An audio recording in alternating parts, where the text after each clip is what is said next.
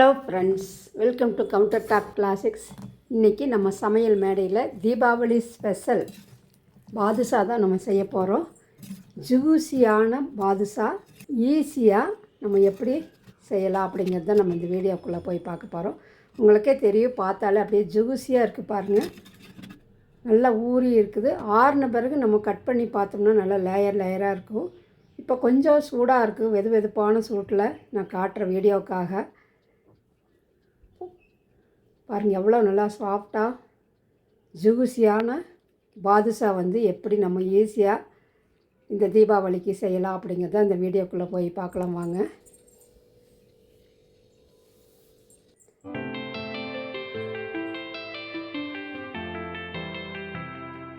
இந்த பாதுஷா செய்கிறதுக்கு 2 ஸ்பூன் கட்டி தயிர் எடுத்துகிட்டு, ஒரு 1/4 ஸ்பூன் ஆப்ப சோடா, 1/4 ஸ்பூன் பேக்கிங் பவுடர் போட்டுட்டு, ஒரு பிஞ்ச் உப்பு சேர்த்து நல்லா கலந்து விட்டுட்டு, 1 கப்பு மைதா மாவு, இது ஒரு பிராண்டட் மாவு தான் எடுத்துருக்கிறேன். ஒரு 1/4 கப்புக்கு குறைவாகவே நெய் ஊற்றிக்கிறேன். நெய் ஊற்றின பிறகு நல்லா எல்லா பக்கம் ஈவனாக படுற மாதிரி நல்லா பெசரி விட்டுறணும். குலோப் ஜாமுனுக்கு பிசையும் இல்லைங்களா, அழுத்தி பிசையாமல் இந்த மாதிரி உதிரியாக பிசைஞ்சிட்டு, அப்புறம் கொஞ்சம் கொஞ்சமாக நம்ம தண்ணி தெளித்து பிசைஞ்சிக்கலாம். பாருங்கள், இந்த மாதிரி உதிரியாக இருக்குது. இப்போ நான் 2 தடவை தண்ணி தெளித்து பிசைஞ்சிட்டேன். இனி நல்லா அழுத்தி பிசையலாம். உதிரியாக தான் இருக்குது. 2 தடவை நான் தண்ணி தெளித்து இந்த மாதிரி பிசைஞ்சு நல்லா சாஃப்டாக இருக்குது பாருங்கள். திருப்பி போட்டு நல்லா பிசைஞ்சால் தான் நம்மளுக்கு லேயராக ஃபார்ம் ஆகும். இப்போ நல்லா இந்த மாதிரி உருட்டி அழுத்தி பிசையும் போது நம்ம ஹோல் போட்டோம்னா அந்த ஹோல் க்ளோஸ் ஆகிடணும். அந்தளவுக்கு மாவு நல்லா சாஃப்டாக இருக்கணும். இப்போ நல்லா மாவு சாஃப்டாக பிசைஞ்சாச்சு பாருங்கள். அப்படியே கொஞ்சம் நேரம் ஒரு 2 நிமிஷம் வச்சோம்னா அந்த ஹோல் க்ளோஸ் ஆகிரும். அந்தளவுக்கு மாவு நல்லா சாஃப்டாக இருக்குது. இப்போ லிட்டு போட்டு மூடி வச்சிடலாம். இப்போது நம்ம பாகுக்கு 1 கப்பு மைதாவுக்கு 1 கப்பு சர்க்கரை எடுத்துருக்கிறேன். 1.5 கப்பு தண்ணி ஊற்றிட்டேன் நான். ஜீரா நம்மளுக்கு கம்பி பதம் வேண்டியதில்லை. கொஞ்சம் பிசுபிசுப்பான குலோப் ஜாமுன் பதத்துக்கு விட கொஞ்சம் ஒரு 2 நிமிஷம் விட்டு நம்ம ஸ்டவ் ஆஃப் பண்ணிடலாம். இது கூட ஏலக்காய் தூள் போட்டிருக்கிறேன் நான்.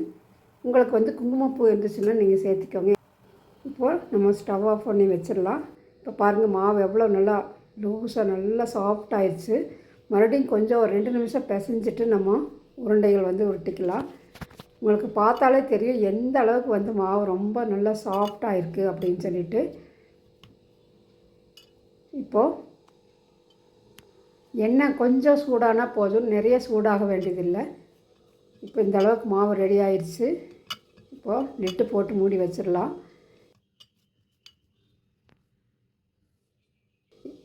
இதில் கொஞ்சம் ஜீரா பாகில் கொஞ்சம் 2 ஃபியூ ட்ராப்ஸ் லெமன் புழிஞ்சு வச்சுட்டோம்னா நம்மளுக்கு இந்த சர்க்கரை மாதிரி ஆகாது. இப்போ பாருங்கள், நல்லா சாஃப்டாகிடுச்சு மாவு. உங்களுக்கே தெரியுது, அப்படியே அந்த ஹோல் மூடிடும். அந்த அளவுக்கு மாவு நல்லா சாஃப்டாகிடுச்சு. அரை மணி நேரம் நல்லா ஊறி இருக்குது மாவு. இப்போ குட்டி குட்டியாக நம்மளுக்கு எந்த அளவுக்கு வேணுமோ அந்த அளவுக்கு உருண்டைகள் ஆக்கி இந்த மாதிரி அழுத்திட்டு, சென்டரில் ஒரே ஒரு ஹோல் இப்படி விரல் வச்சு ட்விஸ்ட் பண்ணால் போதும். நம்மளுக்கு கொஞ்சம் குழி மாதிரி இருந்துச்சுன்னா அந்த மாவு வேகிறதுக்காக தான் இது கண்டிப்பாக போடணும்னு அவசியமே இல்லை. உள்ளே மாவு நல்லா நம்மளுக்கு வேகணும். மைதா மாவு இல்லைங்களா, அதனால் வேகணுங்கிறதுக்காக இந்த மாதிரி நம்ம ஹோல் போட்டு வச்சு கொஞ்ச நேரம் வச்சாலே அந்த ஹோல் க்ளோஸ் ஆகிடுது. அந்தளவுக்கு மாவு சாஃப்டாக இருக்குது. இப்படி இருந்தால் தான் லேயராக நம்மளுக்கு பாதுஷா கிடைக்கும். இப்போ எல்லா மாவும் இதே மாதிரி போட்டு வச்சுக்கலாம். எவ்வளோ நல்லா சாஃப்டாக இருக்குது பாருங்கள். இந்த மாதிரி மாவு பிசைஞ்சால் தான் நம்மளுக்கு பாதுஷா சூப்பராக வரும். பிகினர்ஸ்க்காக தான் நான் காட்டிகிட்ருக்கிறேன். இதே மாதிரி எல்லா மாவையும் நம்ம உருட்டி எடுத்து வச்சுக்கலாம். எவ்வளோ சாஃப்டாக இருக்குது, அப்படியே விரல் வச்சாலே உள்ள போகுது. அந்தளவுக்கு நல்லா சாஃப்டாகிடுச்சு. எல்லா மாவும் இதே மாதிரி உருண்டை பண்ணி எடுத்து வச்சாச்சு. இப்போ கடாயில் எண்ணெய் ஊற்றிக்கலாம். எண்ணெய் நிறைய சூடாகணும். முறுக்குக்கெல்லாம் நம்ம எப்படி எண்ணெய் சூடாகணும் அப்படிங்கிறது அதிகமாக மிதமான சூட்டில் தான் நம்ம போடுவோம்.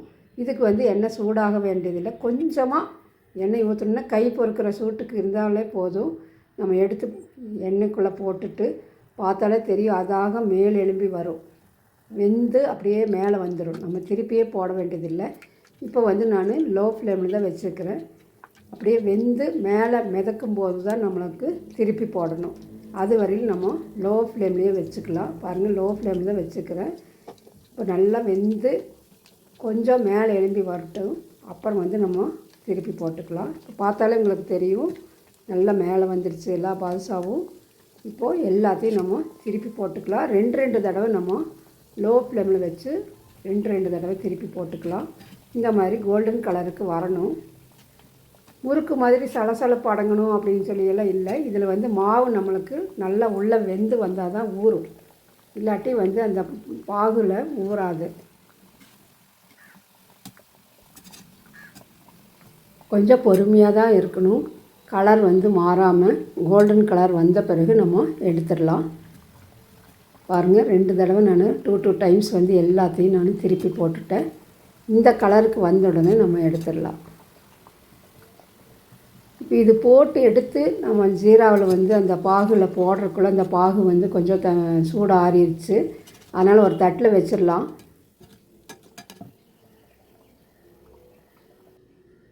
இந்த மாதிரி தட்டில் எடுத்து வச்சுட்டு மீதி இருக்கக்கூடிய பாதுஷாவையும் உருண்டைகளையும் இதில் சேர்த்திக்கலாம். சேர்த்திட்டு நான் இப்போ வந்து லோ ஃப்ளேமில் தான் வச்சுக்கிறேன்.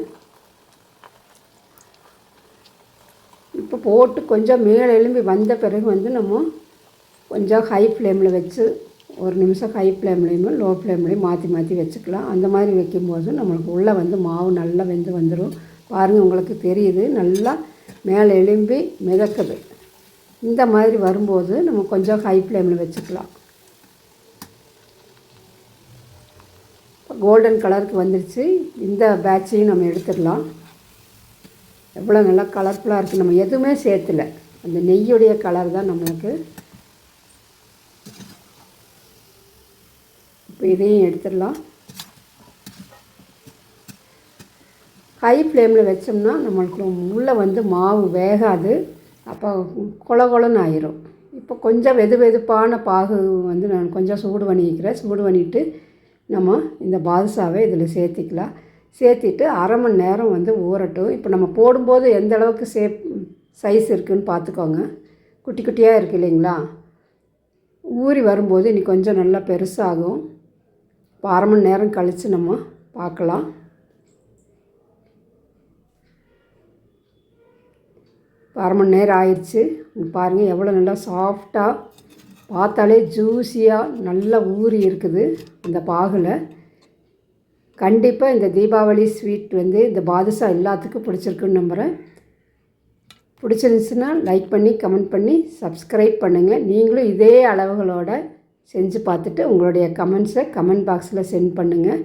பார்த்தாலே தெரியும் உங்களுக்கு, ஜூஸியான பாதுஷா வந்து ரெடி ஆயிடுச்சு. கண்டிப்பாக பிடிச்சிருக்குன்னு நம்புகிறேன். இப்போ நம்ம ஒன்று எடுத்து கட் பண்ணி பார்க்கலாம். இதில் கொஞ்சம் சூடு வெதுப்பாக இருக்குது.